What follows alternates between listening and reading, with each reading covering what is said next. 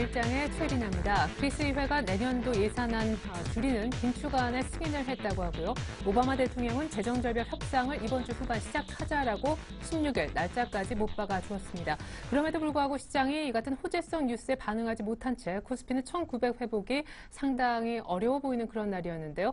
앞서 3일 아니 7일 계속해서 올랐던 코스닥은요. 오늘까지 무려 10일 연속 상승가도를 달리는데 무리가 없어 보였습니다. 신고가를 내는 종목들이 코스닥에는 많이 보이는데 상대적으로 대형주가 몰려있는 유가증권 시장에 대형주들은 신저가가 속출하고 있는 양상이니 코스피가 어려운 건 어떻게 보면 당연지사겠지요.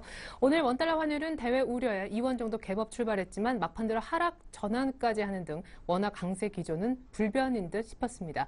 환시장까지 종가 체크하고 돌아올게요. 안녕하세요. 시황센터입니다.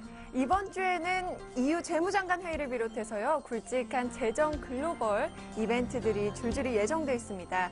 이런 상황에서 미 대선이 끝남과 동시에 제기된 재정 절벽과 유럽의 재정 리스크 우려감이 또다시 재부각되면서 오늘장도 국내 시장은 부진했는데요. 오늘 전일 대비 소폭 하락하면서 장을 출발한 코스피 지수는요. 장 초반 외국인과 기관의 동반 매도에 프로그램 매도까지 가세하면서 1892선까지 저점을 찍기도 했는데요.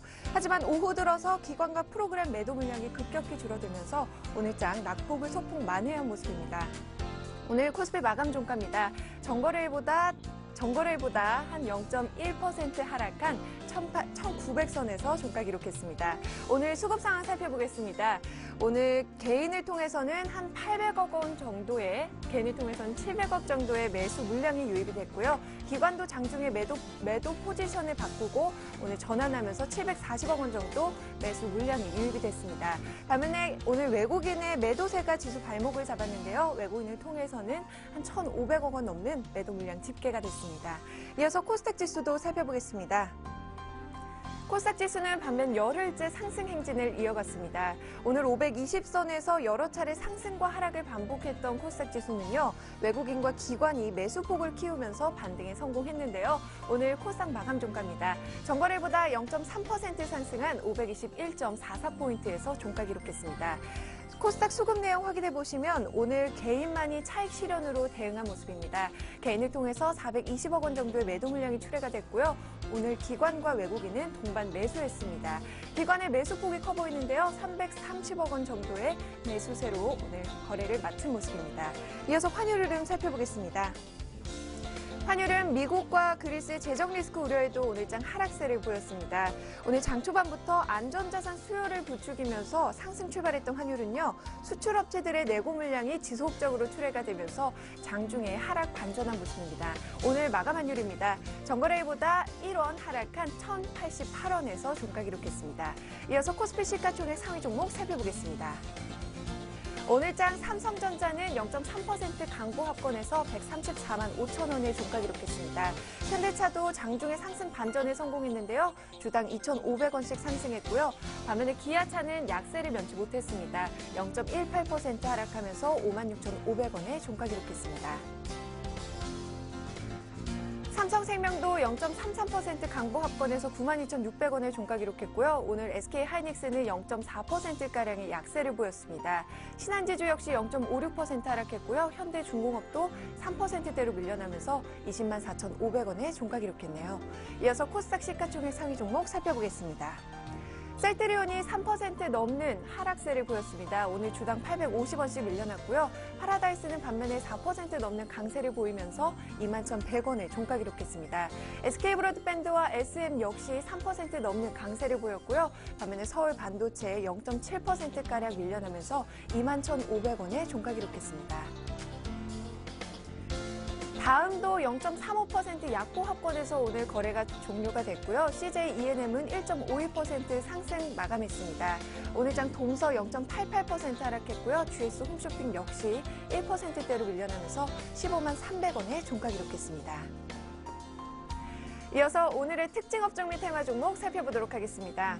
오늘 조선과 건설주가 좀 날개엄치 추락하는 모습을 보였습니다. 최근 이 조선과 건설주는 글로벌 경기 침체에 따른 수주 부진의 하락세를 면치 못하고 있는데요. 먼저 조선주부터 살펴보겠습니다.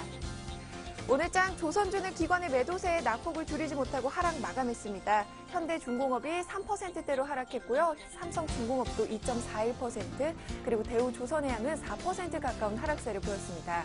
현대미포조선 역시 주당 3,500원씩 밀려났고요. SX조선해양도 3.26% 하락했습니다. 한진중공업만 상승폭을 밝혔네요. 5.17% 상승 마감했습니다. 이어서 건설주도 살펴보도록 하겠습니다.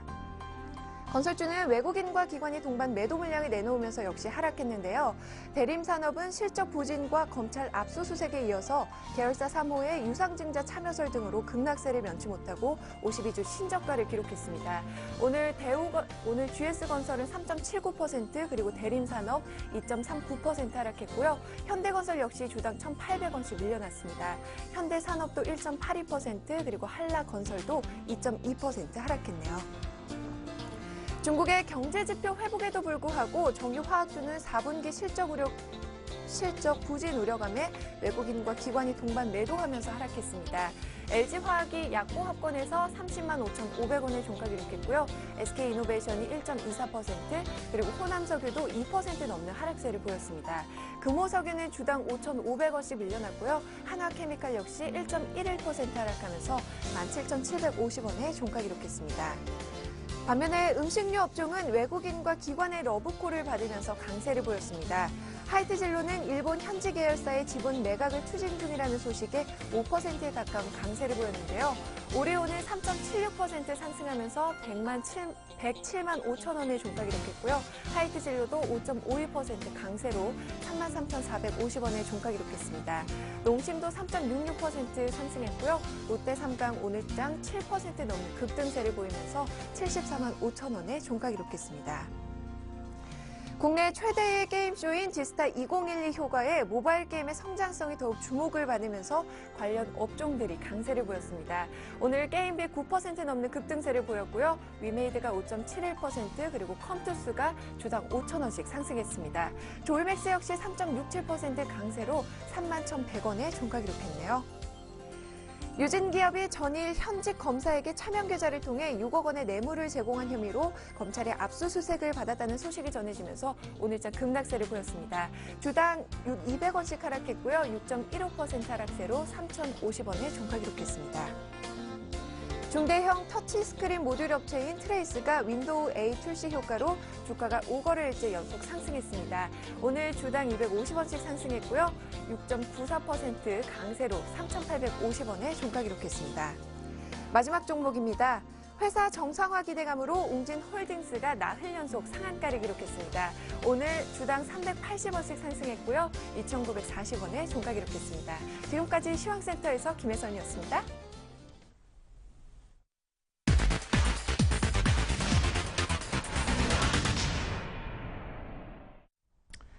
기관은 계속해서 코스닥만 관심을 보이고 좋은 뉴스가 들려와도 외국인들은 여전히 코스피에 부정적인 하루를 맛보았습니다. 겨우겨우 1,900은 지켰는데 남은 이번 주 어떤 흐름 보여줄까요? 위클리 전략을 알바트로스 투자자문사 신승현 대표님 연결해서 짜보는 시간 갖도록 하겠습니다. 안녕하세요. 네, 안녕하십니까? 네, 이 시간에 처음 뵙는데 일단 오늘 밤 유럽을 좀 주목해야 될 것 같고 재정 절벽 관련한 협상도 이번 주 후반에 시작된다면서요. 네, 이번 주 일단 오늘 저녁 유로존 재무장관 회담 예정이 되어 있고요. 또 나아가서는 16일 미국 재정 절벽 관련된 어떤 그 상호 간의 협의 부분 시작이 될 것으로 생각이 됩니다. 그렇다면 그 이번 주 시장 화두는 결국 그런 두 가지로 요약이 될 수 있겠지만 전반적으로 시장의 흐름 정리 내진 전망을 좀 해본다면요. 아무래도 우리 최혜린 앵커께서 말씀하셨다시피 지금 현재 외국인들의 수급 개선 부분 결국 쟁점일 수밖에 없겠습니다. 하지만 수급 개선 부분은 다소간 좀 난망이 아닐까 이렇게 좀 생각이 됩니다. 그 가장 큰 이유 유로존 같은 경우에는 어쨌든 지금 현재의 상황들 좀 지속될 것에 일단 무게가 많이 실리고 있고요. 그 재정 절벽 관련된 회의가 있다 하더라도 갑작스럽게 어떤 그 해결책이 나오기는 굉장히 어려운 상황이다. 따라서 외국인들의 수급 개선이 전반적으로 나타나기는 좀 쉽지 않은 그런 상황이 아닐까 생각이 됩니다. 따라서 지금 현재 우리 다소간 좀 잊혀졌던 부분이 있었습니다. 실적이라는 부분을 한동안 잊어왔던 것이 사실이었습니다.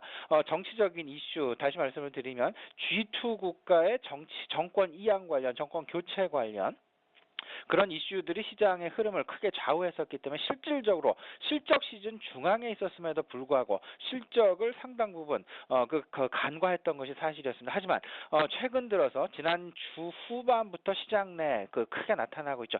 실적 중심으로 굉장히 차별화, 슬림화가 지금 심화되고 있음을 우리 시청자 여러분 굉장히 잘 느끼고 계시리라 이렇게 생각이 됩니다. 따라서 앞으로 개별 종목 장세, 실적 중심의 개별 종목 장세가 이번 주 내내 어쩌면 시장을 좌우할 가능성이 있겠다라고 일단 지금 이번 주 시장 상황 정리를 해보고자 합니다. 네, 변수 미국, 유럽, 중국 순으로 간단하게만 좀 전망을 들어보고 싶습니다. 일단 미국 재정절벽에 대한 본격적인 합의가 이제 16일인가요? 있을 거라고 하는데 재정절벽을 못 피하면은 미국의 GDP가 0.5% 깎이고 실업률도 9.1%까지 치솟을 수 있다는 분석이 나오고 있잖아요. 이번 협상에서 뭔가 좀 진전이 있을까요?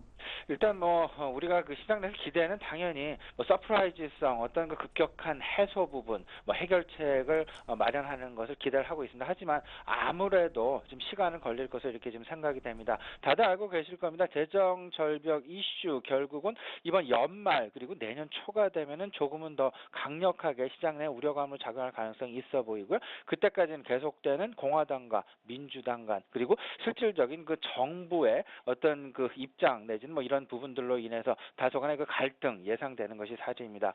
따라서 시장의 우려감 부분은 계속 지속될 것으로 보여지고요. 다만 우리가 미국 쪽에서 좀 기대하는 부분은 아무래도 연말 소비 시즌이 다가오고 있다라는 것, 연말 소비와 더불어서 전반적인 제조업 경기의 개선 부분이랄지 이와 관련된 고용의 개선이랄지 전반적인 경제 지표의 개선 이 부분을 좀 기대해 보는 것이 맞지 않나 이렇게 좀 생각이 되네요. 네.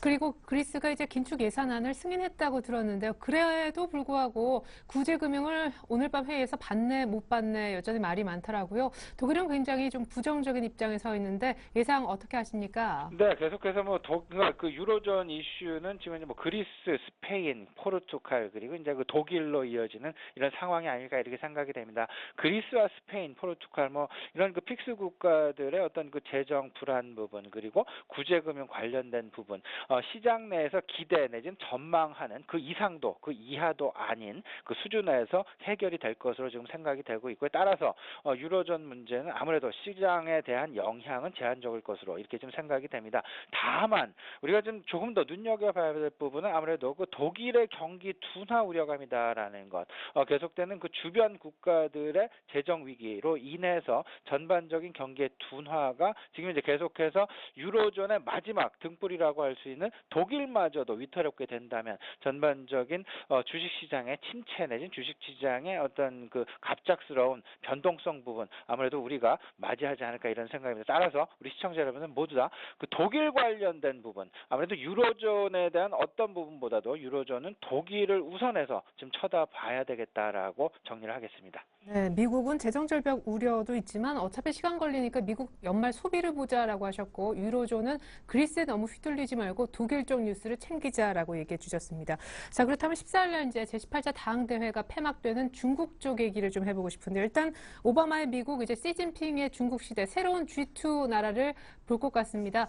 적극적인 경기 부양책에 대한 눈높이는 낮춰야 된다라는 입장이신 걸로 알고 있는데 여전히 그렇습니까? 네, 지금 적극적인 경기 부양책에 대한 기대감 시장 내 높은 것이 사실인데요. 하지만 우리 시장 내 연일 기대감이 실망감으로 나타나고 있는 것이 지금 우리 시장 내 현실이다라고 단호하게 우리 시청자 여러분께 말씀을 드릴 수 있을 것 같습니다. 일단 중국의 정권 이양이 됐다 하더라도 실질적인 경기 부양책이 나오기에는 다소간 지금 현황 파악이랄지 전반적으로 지금 시간이 필요한 것이 사실입니다. 따라서 12월에 경제 공작 회의가 열리게 되죠. 12월에 있을 경제 공작 회의 이전까지는 중국 관련된 강력한 경기 부양책 조금은 좀 기대를 좀 접으시는 것이 낫지 않나 이렇게 생각이 됩니다. 하지만 지금 현재 중국 관련된 어떤 시장 내 움직임 부분 우리 시청자 여러분들 이미 느끼셨으리라 생각이 되지만요. 지난 주말 그리고 오늘 우리 시장 내에서도 그대로 나타나고 있습니다. 중국 관련된 어떤 소재주랄지 산업재들의 움직임들보다는 오히려 중국에서 소비 부양, 내수 부양을 위한 정책을 쓰고 있다는 것 따라서 오늘 오늘 중국 관련 소비재 부분이 조금 더 강력하게 시장 내에서 관심을 많이 받았고요.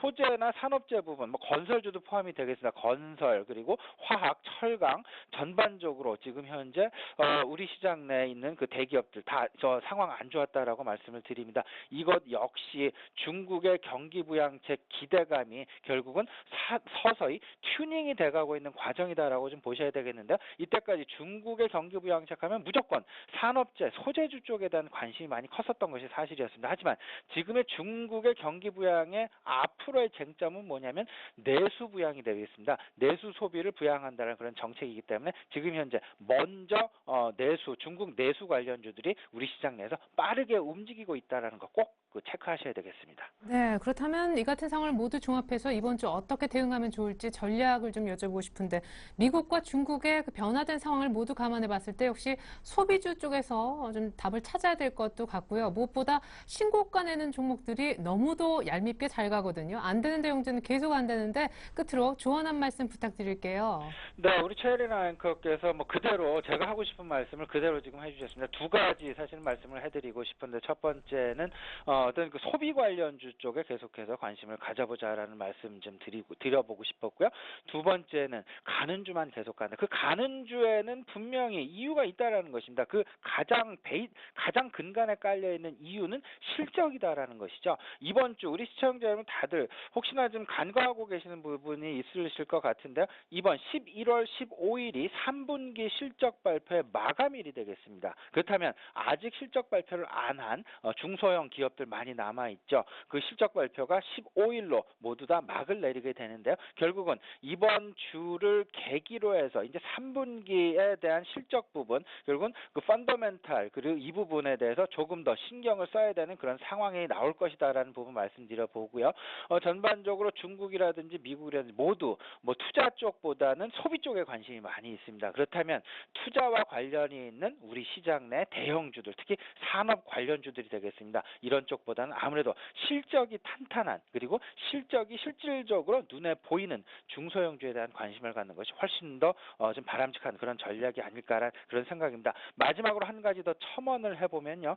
낙폭과대라는 어떤 막연한 기대감을 가지고 주식을 매수했다가는 낭패를 볼 수 있다라는 것. 낙폭과대 접근은 절대 삼가하자라는 말씀 꼭 좀 드리고자 합니다. 오늘 특히나 오늘 건설주 움직임 계속해서 뭐 우리 시청자들 다들 알고 계실 겁니다. 지난주 뭐 건설주 목요일 금요일에서 어마어마하게 좀 많이 빠졌습니다. 오늘은 올라갈 것이다라고 기대를 하고 분명히 매수를 하신 분도 계실 것이고요. 아침에 뉴스 나왔죠. 태국의 물 관리 관련된 그런 뭐 이명박 대통령의 옆에서 그런 지원 부분도 나왔었지만 그 부분들 절대 시장 내 반응조차 하지 않았다라는 점.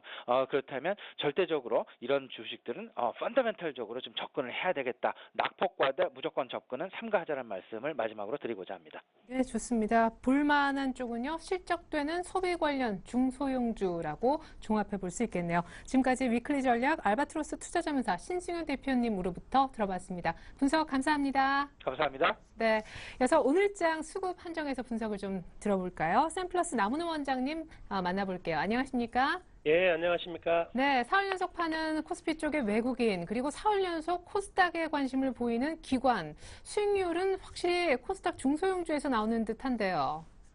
예, 맞습니다. 지금 그 외국인의 매매 흐름들을 본다면 시장에 대해서 박스권을 탈피하지 못할 것이다라고 기대를 하고 있는 것 같습니다. 그래서 이틀 연속 지금 외국인들 입장에서는 선물에서는 순매수를 보여주고 있지만 오늘 같은 경우에도 현물에서는 1,500억 가량의 순매도를 보였거든요.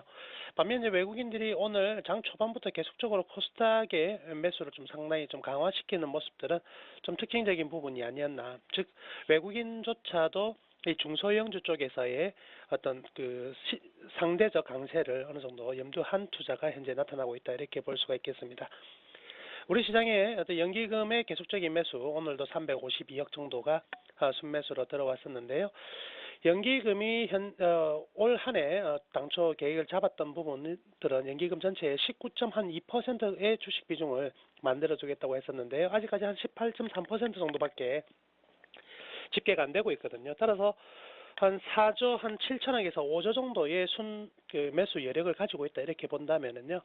향후 이제 외국인들 입장에서의 이 프로그램 차익 매도 물량들이라든지 단기적인 어떤 리스크에 따라서 어떤 그 현물에서의 매도가 나온다고 할지라도 연기금에 충분한 자금의 여력이 있기 때문에 시장은 그렇게 강하게 충격을 받을 가능성은 별로 없다 이렇게 볼 수가 있겠습니다.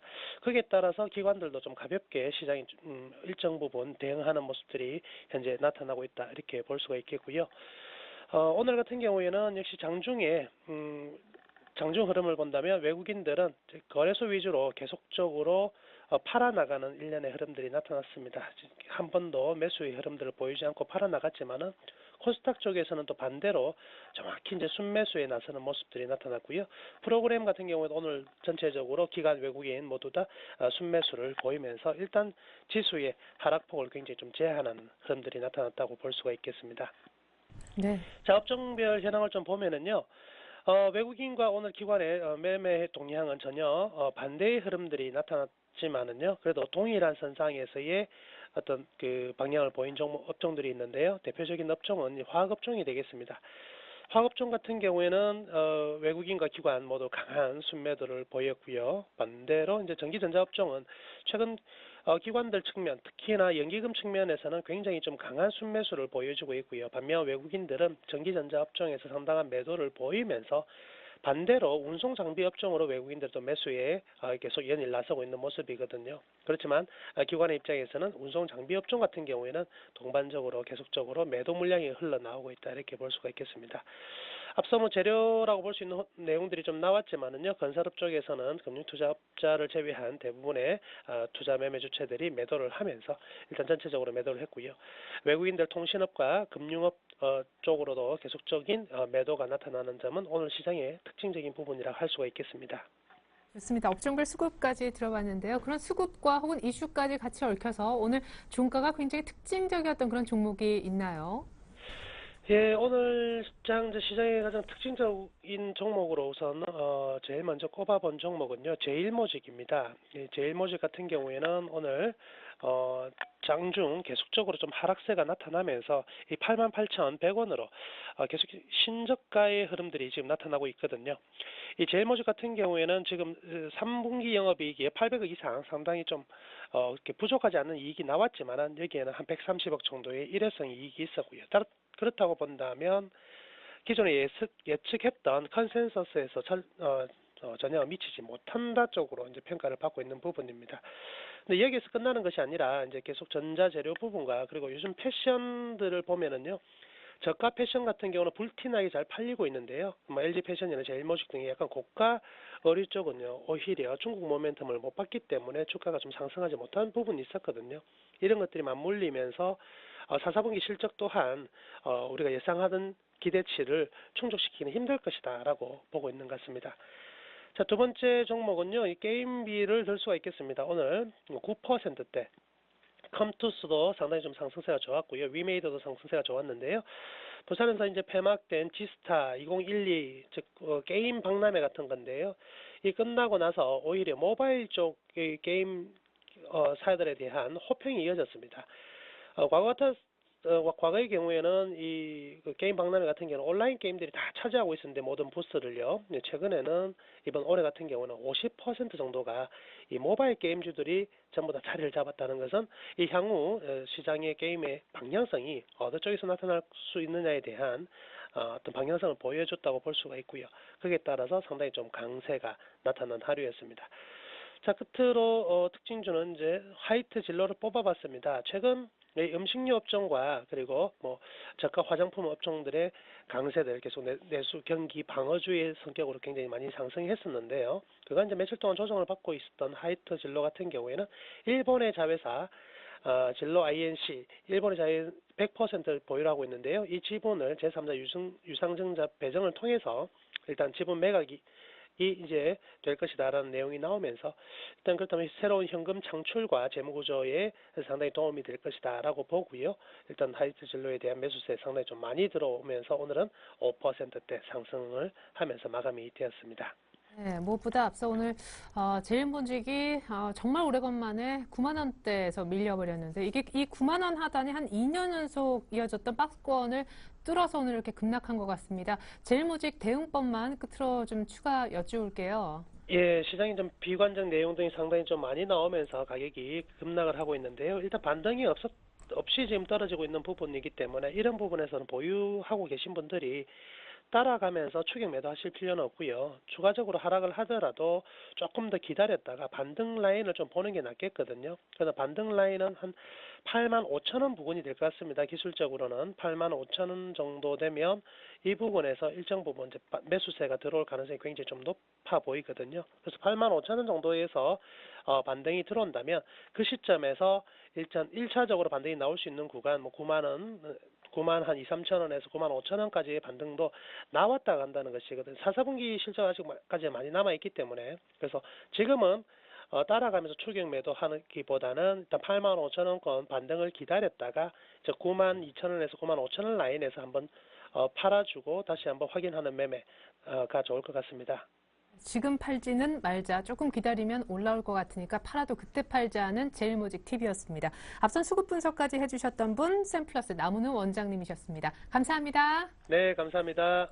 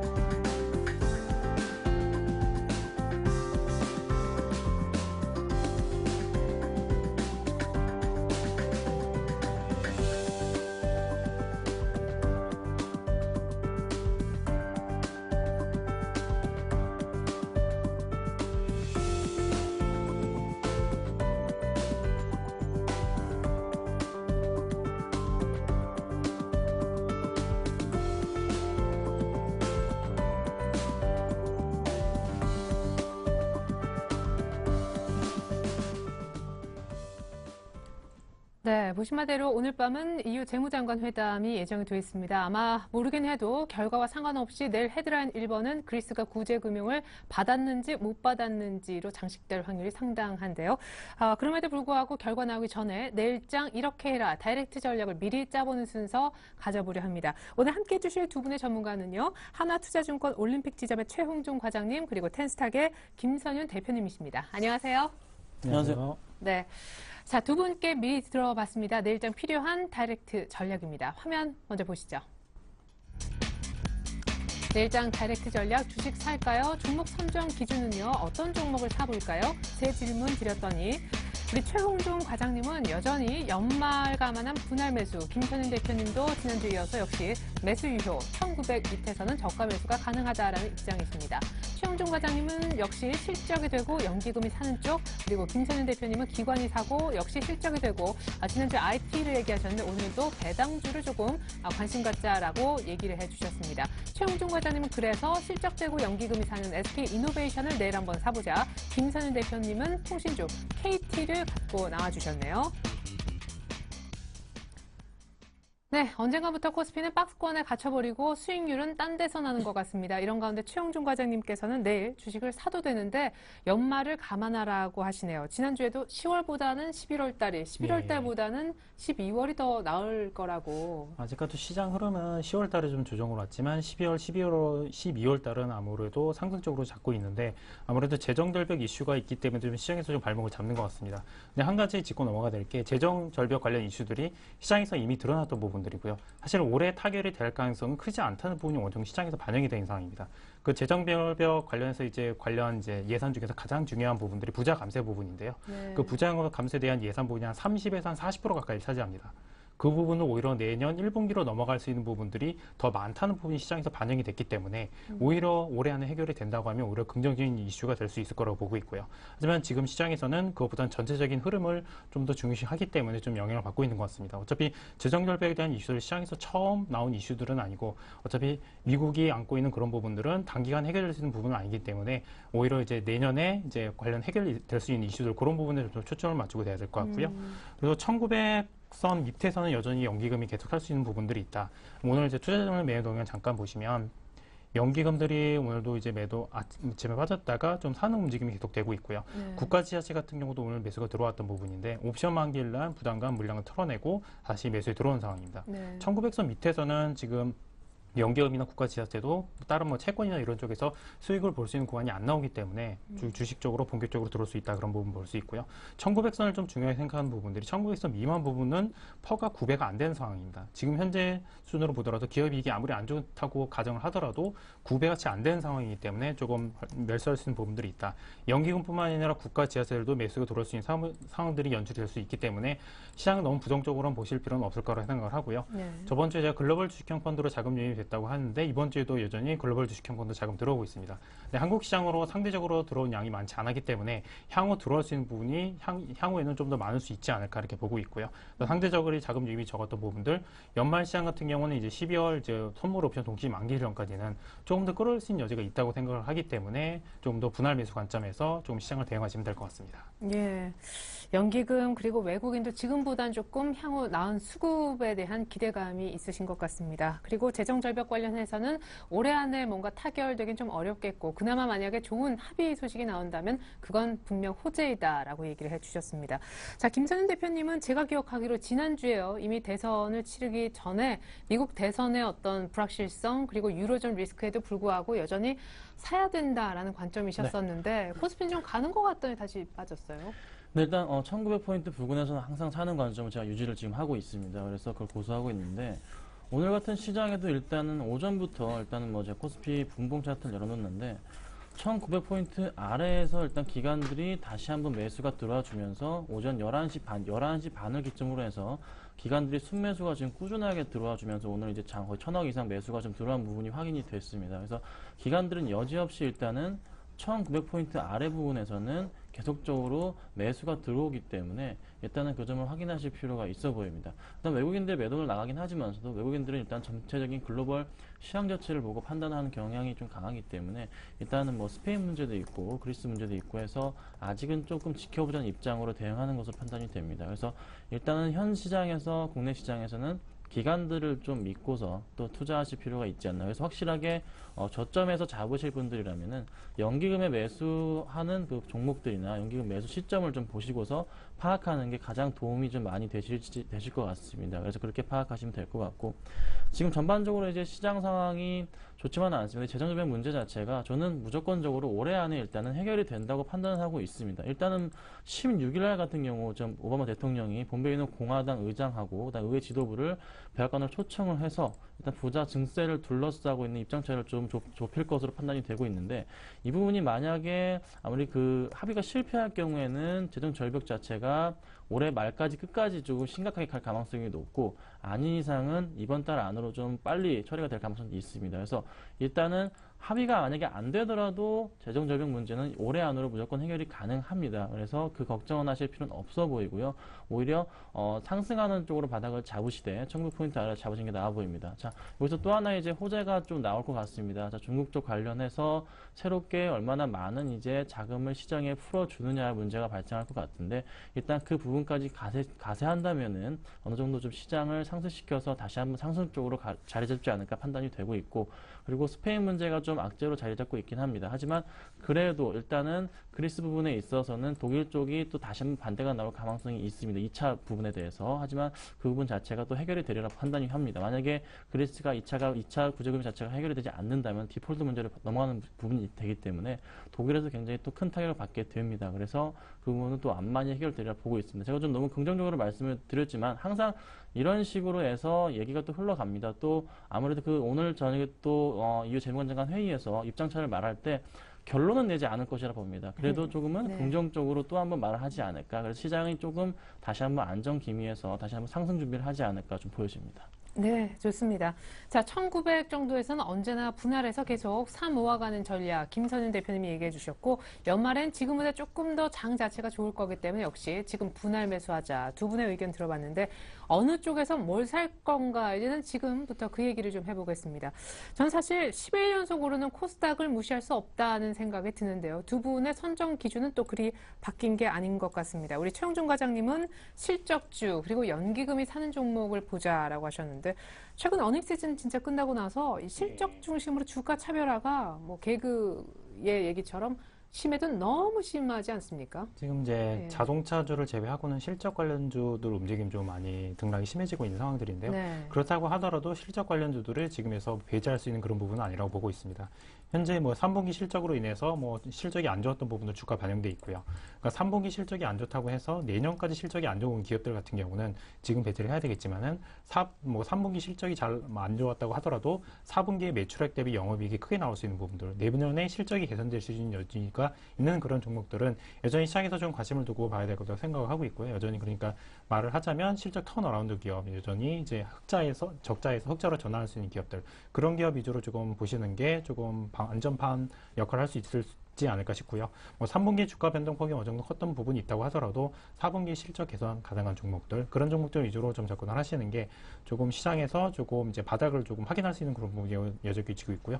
이제 외국인 매수와 이제 기관 매수를 좀 구분하실 필요가 있습니다. 외국인 같은 경우는 지금 매수 들어오지만은 본격적으로 주가를 끌어올리는 매수 형태는 안 띄고 있는 상황입니다. 네. 저가에서 받친 형태가 되고 있고요. 연금이 일시적으로 매수가 들어오고 나서 투신권이 강하게 매수를 끌어올리는 그런 상황들이 계속 연출이 되고 있는 상황입니다. 그렇기 때문에 투신권들이 잔뜩 이제 주가를 끌어올린 종목 같은 경우는 한 차례 또 매도세가 나올 수 있기 때문에 이제 외국인과 이제 연기금이 좀 매수 들어온 종목 위주로 좀 시장을 대응하셔야 될 것 같고요. 특히 연기금 매수가 최근에 한 2, 3일 정도 매도가 나왔다가 한 2, 3일 정도 다시 매수가 들어오는 종목 위주로 좀 접근을 하시는 게 향후 연기금들이 추가적으로 들어올 수 있는 여지가 있다고 보여지고 있고요. 또 이제 보셔야 될 부분들이 11월 한 23일부터 시작되는 미국 연말 소비 시즌, 그리고 중국 정권 교체 관련 이슈로 해서 지금 당장은 정책 안 나오지만 이제 15일 이후에 이제 정책 회의가 종료되고 나면은 향후에 이제 경기 부양에 대한 이슈가 나올 수 있는 부분들이기 때문에 실적주 매수 그리고 연기금이 사는 매수 종목 위주로 여전히 올해는 그렇게 접근을 하시는 게 나을 것 같습니다. 네, 수급 주체 뭐 누구누구 따라하기 뭐 이런 얘기들이 굉장히 많이 있지만 외국인은 요즘에 아주 저가에 그냥 사는 정도이지 주가 부양 세력은 아닌 듯하고, 왜 연기금이냐 하면 연기금이 산 다음에 투신권이 사기 때문에 투신권이 이미 사놓은 걸 사면은 이제 소위 고점에서 사는 늦은 매매가 될 수 있다라는 관점에서 연기금이 사는 걸 잘 보자, 실적이 되는 종목 한해서 그런 얘기를 들어봤습니다. 자, 김선윤 대표님도 기관 수급이 있는 종목, 실적이 되는 종목, 그리고 새로운 얘기는 배당주이네요. 네. 일단은 기존에 유지했던 이제 IT 대형주는 그대로 이제 가져가시는데, 네. 일단은 그래도 지금부터는 그래도 배당주에 조금은 관심을 가지실 필요가 있을 것 같아요. 이미 배당주들이 상당히 많이 오르는 건 사실입니다. 하지만 그래도 배당의 여력이 있기 때문에 주가가 시장 상황이 어렵더라도 꺾이지 않고서 추가로 상승할 가능성이 높습니다. 그래서 제가 배당주 일단 먼저 말씀을 좀 드리는데, 일단은 무조건적으로 기본이 되는 건 지금 시장에서는 실적이 아니고서는 어떻게 답을 내놓을 네. 수가 없을 정도로 굉장히 긴박하게 움직이고 있는 게 사실입니다. 오늘 대형주 관련해서 보자면은 이미 대형주 대부분의 종목들 큰 폭으로 좀 하락하는 모습을 좀 보여줬고, 추가적으로 뭐 말씀을 드리자면 실적이 안 좋은 조선 이쪽 업종이나 건설주들은 여지없이 다 빠져버립니다. 그래서 일단은 당분간은 실적주가 아닌 이상은 절대 손도 댈 생각은 하지도 마셔야 되고, 그리고 제가 예전에 한번 말씀을 좀 드렸을 거예요. 일단 코스닥 기업들 중에서 코스닥 상승을 이끌었던 게 바로 엔터주 관련해서 큰 폭의 상승을 좀 이끌었었는데, 제가 그 중심이 IT 종합, IT 이런 부품주들로 움직일 것이라고 제가 한번 말씀을 드렸던 적이 있을 겁니다. 근데 지금 그 현상이 오늘 이번 주부터 지난주부터 조금씩 보이는 현상이 보이고 있습니다. 왜 그러냐면은 당연히 실적 영향입니다. 그래서 지금 현재 오늘 봐도 일단 윈도우 8 영향과 그리고 또 하나 애플 태블릿 PC 관련주들도 이 부품주들이 큰 폭의 상승을 보여주는데 3분기 실적이 좋았고 또 4분기 실적이 또 받쳐주면서 계속적으로 큰 폭의 상승. 오늘 보여드리자면 이라이콘 같은 경우도 11% 이상 네. 올라주는 모습을 보여줬었고, 그다음에 인터플레스 3% 이상 올라줬고, 또 에스맥 같은 경우는 8% 이상 급등을 해준 모습을 보여줬거든요. 그래서 일단은 시장 자체 흐름이 실적주가 아닌 종목들은 아예 쳐다도 보지 않고, 그래도 약간 무거웠던 종목들 중에서 IT 중형주 쪽으로 지금 시장 쏠림이 일어나고 있습니다. 그래서 그런 종목들을 관심이 필요가 있어 보입니다. 자, 그렇다면 일단은 실적 얘기는 왜 실적이 중요한지에 대한 이야기를 드렸고, 그 다음에 이제 중요한 게 바로 수급입니다. 자, 이제 수급 상황을 봐야 되는데, 지금 이제 오늘 같은 상황에서도 코스피 같은 경우 지금 1900포인트 아래부터 시작해서 기관들이 갑자기 매도 상황에서 매수 우위로 바뀌면서 매수를 꾸준하게 해서 1000억 이상을 좀 매수가 들어왔거든요. 근데 이 현상이 지금 오늘만 일어난 게 아니고 지속적으로 지금 지난주, 지지난주부터 계속적으로 이 상황이 보여지고 있습니다. 그래서 기관들의 매수 우위 종목들을 좀 따라갈 필요가 있는데, 일단은 그 종목들 중심으로 해서 지난주부터 변하지 않는 종목들이 바로 IT 대형주들입니다. 그래서 그 관련 종목들은 무조건적으로 좀 보셔야 되고, 제가 이제 지난주에 SK 하이닉스를 계속 꾸준히 좀 말씀을 드렸는데, 그 이유 중에 하나는 당연히 일단 실적이 완전 턴어라운드 되는 부분이 있고, 그 다음에 수급적으로도 완벽하게 지금 돌아오는 그런 흐름이기 때문에 일단 한번 상승 쪽에 모멘텀을 두고서 올 하반기까지, 12월 달까지 가져가면 분명히 제가 말씀드린 목표가 가니까 말씀드렸던 거고, 지금 그 맥락으로 보자면은 그 대형주 중심에서는 뭐 SK 하이닉스, 삼성전자 같은 게 있겠지만, 지금 소형주 쪽으로는 그 관련된 부품주들이기 때문에 그 관련주를 꼭 보시고, 그 관련주들도 마찬가지로 수급적으로 기관들의 수급이 엄청나게 쏠려 있습니다. 그래서 기관들의 수급 그리고 실적으로서 되는 종목을 좀 보셔야 됩니다. 그리고 마지막으로 이제 배당주 한 번 더 말씀을 드릴 텐데, 배당주들도 요즘에는 그냥 배당만 주는 게 아니고 기관들이 수급적으로 무조건 받쳐주고, 또 하나 실적까지 괜찮은 배당주만 지금 시장에서 오르고 있습니다. 나머지 다른 배당주들은 움직이지도 않고 있습니다. 그래서 일단은 화이트진로 같은 경우 마찬가지로 좀 배당 매력이 굉장히 좋아졌고 실적까지 받쳐주고 있고 수급적으로 받쳐주기 때문에 이런 종목들로 찾으셔가지고 조금 선택을 하신다면은 올 연말에 좀 재밌는 수익 나지 않을까 좀 보여집니다. 네, 보통 이제 4분기가 시작되는 10월부터는 기본적으로 주식 투자 조금 하셨다면은 시기상 배당주에 관심을 가져야만 당연한 그런 시기가 오긴 했습니다.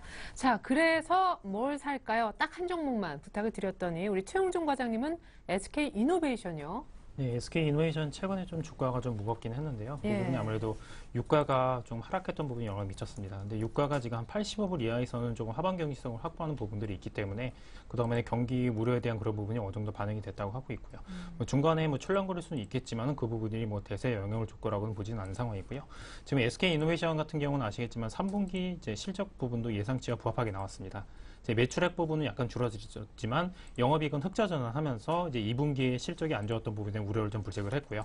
4분기에 실적은 어느 정도 조금 평상적인 수준에서 나올 거라 보고 있습니다. 어차피 정유 관련주들 4분기 실적이 완전히 좋을 거라는 예상은 안 하기 때문에 네. 4분기 실적은 평상적인 수준이 나올 수 있고, 하지만 이제 SK이노베이션을 제가 정유줌에도 불구하고 말씀드렸던 부분은 내년에 큰 폭의 실적 개선이 좀 기대된다는 측면들이 있습니다. 그럼 4분기 시작되면은 벌써 내년에 좋아지는 종목들이 그러니까 움직입니까? 지금 4분기에 이제 3분기 실적이 좋게 나왔던 부분들이 있고요. 4분기 실적이 이제 같은 업종 내에서도 정유주가 지금 주춤하긴 하지만 완전히 꺾이는 부분들은 아니라고 보고 있고요. 네네. 왜냐하면 정유주를 말씀드린 부분은 난방유라든지 이런 쪽에서 수익이 일정 수준 이상 발생할 수 있는 그렇죠. 부분 꾸준히 나오기 때문에 네. 4분기 실적이 평상적인 수준이라고 해서 이거 접근하면 안 되다 이렇게 접근하시는 부분들은 조금 지양해야 할 수 있는 그런 부분을 보고 있고요. 최근에 이제 연기금이라든지 기관 매수가 좀 계속 재개가 되고 있는 상황입니다. 매매 동향 잠깐만 보시면 지금 연기금을 비롯한 기관 쪽에서 많이 사고 있고요. 이제 연기금 같은 경우도 한 2, 3일 사고 나서 매도세에 나왔다가 다시 사는 움직임이 계속 보여지고 있습니다. 아직까지 박스권 흐름을 벗어나지 못한 상황이지만은 네. 여전히 박스권 내에서 조금 매수는 유효하다고 보고 있기 때문에 여전히 긍정적으로 보셔도 될 것 같고요. 근데 이제 11월 달부터 이제 SK 이노베이션 같은 경우는 동절기에 대해 난방유 관련해서 좀 수요가 증가할 수 있는 부분들이 있고, 유럽 시장에서도 이런 난방 관련해서 이제 전기 보수나 그런 부분들로 인해서 수리비나 이런 부분이 발생하는 부분이 있습니다. 거기서 휘발유 관련해서 마진이 개선될 수 있는 여지가 있기 때문에 좀 긍정적으로 보셔도 될 것 같고요. SK 이노베이션 같은 경우는 정유 부분 실적도 있지만은 앞으로 이제 아직까지는 비중 미미하지만 자동차용 2차 전지라든지 분리막 관련 IT 관련 신규 사업 이슈도 있기 때문에 그 관련 테마가 돌아갔을 경우에 한 차례 같이 좀 받칠 수 있는 부분이 있다고 보여지고 있기 때문에 SK 이노베이션 내일 좀 시초가 접근하셔도 큰 무리 없을 것 같고요. 좀 제가 손절가 한 14만 5천 원으로 잡았는데 한 14만 원대 후반대까지 온다고 하면은 일사적으로 좀 손절하시면 될 것 같고, 목표권 한 17만 5천 원 전에 올라가기 직전 가격을 보고 접근하시면 좀 될 것 같습니다. 네. SK 이노베이션 지금 여전히 이제 상승폭은 제한되어 있긴 하지만은 실적 대비 저평가 기업이기 때문에 퍼가 10이 안 되는 기업입니다. 그렇기 때문에 조금 보셔도 되지 않을까 싶습니다. 네, 좋습니다. 실적 대비 저평가 SK 이노베이션. 일단 11월부터는 동절기 난방유 수요가 증가한다는 기본적인 사실도 감안해 주셨으면 좋겠습니다. 박스권 어차피 내에서 약간 플레이 정도는 가능해 보여요. 그런 반면에 우리 김선윤 대표님은 지난주 SK 하이닉스 AS는 잠시 후에 듣고요. 오늘 배당주 가운데 KT를 네. 제가 KT를 가지고 나왔습니다. KT를 얘기를 잘 안 드리는데, 그래서 1년에 한두 번 정도는 말씀드리는 종목들이에요. 그래서 네. 그 중에서 KT를 좀 가지고 나왔는데, 일단은 KT 같은 경우는 몇 가지 말씀을 좀 드리자면은, 그 단기 순이익 부분에서 항상 50% 정도에 해당하는 금액을 배당을 합니다. 그래서 이번에도 마찬가지로 작년과 같은 5% 이상의 배당률을 보일 것 같은데, 작년 같은 경우는 퍼센테이지로 따졌는데 이제 올해부터는 배당하는 방법이 바뀌었습니다. 기본 가격 2,000원 시작합니다. 그래서 일단 아무리 못 봐도 2,000원의 배당을 주기 때문에 지금 4만 원일 경우 2,000원이면은 5%에 해당하죠. 근데 그 지금 현재가에서 37,950원이기 때문에 거의 6%에 가까울 정도로 6% 이상 배당을 할 수가 있는 그런 구간이 되겠습니다. 그래서 추가적인 상승이 나올 수 있는 자리. 일단은 배당만 받더라도 가격대는 4만 원까지는 무리 없이 갈 수 있는 이제 그런 종목이라고 말씀을 드릴 수가 있겠습니다. 자, 그리고 또 하나. KT 같은 경우는 일단은 LTE 가입자가 그렇게 많지만은 않았습니다. 그래서 여기에 일단은 뭐 추가적으로 3분기 실적이 예상치보다는 부합하긴 했지만서도 그렇게 좋지만은 않았는데 일단 4분기에 대한 실적 자체를 한 번은 기대해 볼 만한 것으로 판단이 됩니다. 자, 왜 그러냐면은 일단 뭐 스카이라이프 같은 경우나 KT가 지분을 50% 일단 가지고 있고 또 KT 렌탈 같은 경우도 매출 자체가 발생을 하고 있는데 최근 좀 스카이라이프에 제가 초점을 좀 잡았습니다. 스카이라이프 같은 경우가 일단은 최근 들어서 굉장히 그 KT 스카이라이프라고 이제 바뀌면서 그 매출 자체, 특히 가입자 자체가 3분기까지 160만 명 이상이 가입을 했고 4분기에 추가적으로 이제 가입을 할 것으로 예상이 되고 있는데 그에 따른 매출 자체가 상당히 높습니다. 그래서 그 가능성을 고스란히 그 가격대를 고스란히 매출을 따라오기 때문에 KT 가능성이 좀 있다고 보여지고 또 하나 배당 매력도 있기 때문에 보시면 될 것 같아요. 그리고 또 하나 수급적으로도 이렇게 차트가 올라감에도 불구하고서 1개월 동안 기관들의 순매수량이 440만 주로 확인이 된 부분이 있고 또 오늘 같은 경우도 기관들이 3일 연속 꾸준하게 10만 주 이상 매수가 들어오는 걸 봤을 때 기관들이 아직 놓질 않았습니다. 그래서 일단은 충분히 배당 매력과 더불어서 가격 상승할 수 있는 조건 4만 원 이상까지는 충분히 볼 수 있다고 좀 말씀드리겠습니다. 네, 그럼 내일 시초가 공략이고 1차 목표가는 4만 원. 네, 4만 원입니다. 네, 좋습니다. KT 설명 들어봤고요. 지난주 추천 종목 AS 우리 최영종 과장님이 LG 상사 좀 가는 것 같은데 오늘 조금 빠졌어요. 오늘 좀 빠지긴 했는데요. 뭐 시장 여전히 LG 상사 같은 경우 여전히 저평가 주식이기 때문에 그때 제가 매수가 추천드렸던 4만 한 450원보다는 한 5% 정도 올라가긴 했지만 네. 그 시초가 가격도 아침에 잠깐 간 가격입니다. 아침부터 쭉 끌어올렸기 때문에 맞아요. 그 시초가에 사셨던 분들은 많지는 않으실 거고요. 여전히 지금 같게도 저는 매수 좀 유효하다고 보고 있습니다. 저평가가 되어 있는 측면들이고 이제 석유, 이제 자원개발 관련주들이 석유에서 조금 치우치는 비중이 큰데 석탄에서 수익을 낼 수 있는 부분이 많이 있기 때문에 여전히 조금 유효하다고 보고 있고 기관 매수 계속 되고 있기 때문에 매수 관점, 보유 관점 여전히 그렇게 보시면 될 것 같습니다. 네, 46,000원을 당초 목표가로 보셨었죠. 이어서 SK 하이닉스 AS 들어보죠. 아, 안 잡혔어요. 조금 24,000원대 중반에서 기다렸는데. 네, 24,500원 내려오면 한번 담자고 말씀드렸는데 좀 안 빠지네요. 그래서 네. 일단 다시 한번 오늘 턴한 것 같습니다. 그래서 단기적으로 일단 가지고 계신 분들은 일단 꾸준하게 일단 24,000원 정도 가지고 계신 분들은 꼭 홀딩하시고 대응하시기 말씀을 드리고 추가적으로 충분히 일단 27,800원 가니까 걱정하지 마시고 가지고 계시면 되겠습니다. 네, 갖고 계신 분들 홀딩입니다. 하이닉스 28,000원까지요. 두 분 AS까지 들어봤고요. 내일장 이렇게 하라 다이렉트 전략 다시 보여드리겠습니다.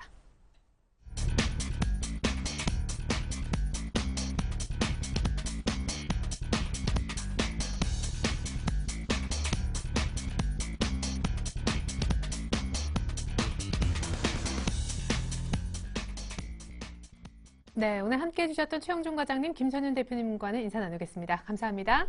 감사합니다. 네, 오늘장 내일장 여기서 줄입니다. 전 내일 다시 오겠습니다. 고맙습니다.